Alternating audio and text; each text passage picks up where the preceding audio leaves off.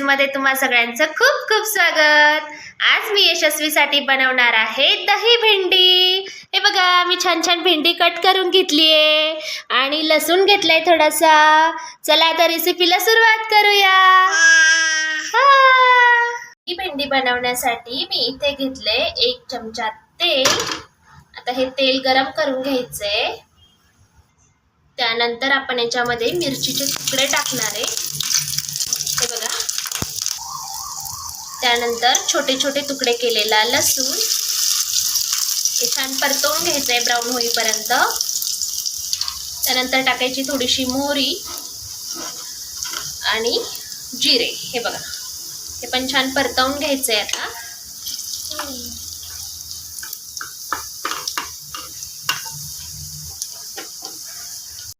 आणि हे बघा, आपले हिरवी मिरची, लसूणचे तुकडे, जिरे, मोहरी छान ब्राऊन होईपर्यंत परतून झाले।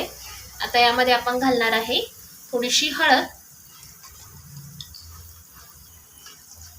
हे बघा, हळद पण परतवून घेतली आहे, गॅस कमी ठेवलाय। आता आपल्या सर्व वस्तू छान परतून झाल्यात। आता आपण यामध्ये भेंडी घालायची आणि भेंडी पण छान वाफवून घ्यायची। आता यामध्ये घालायचं आपल्याला चवीनुसार मीठ।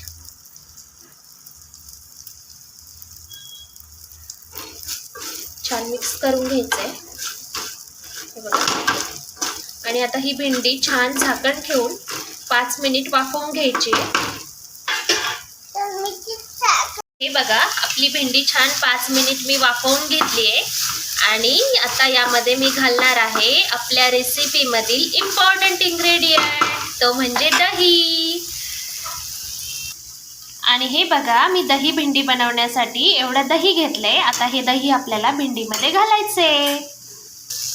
हे बघा, आता हे दही आपण असं भेंडीमध्ये टाकून घ्यायचंय आणि छान मिक्स करायचंय हे असं।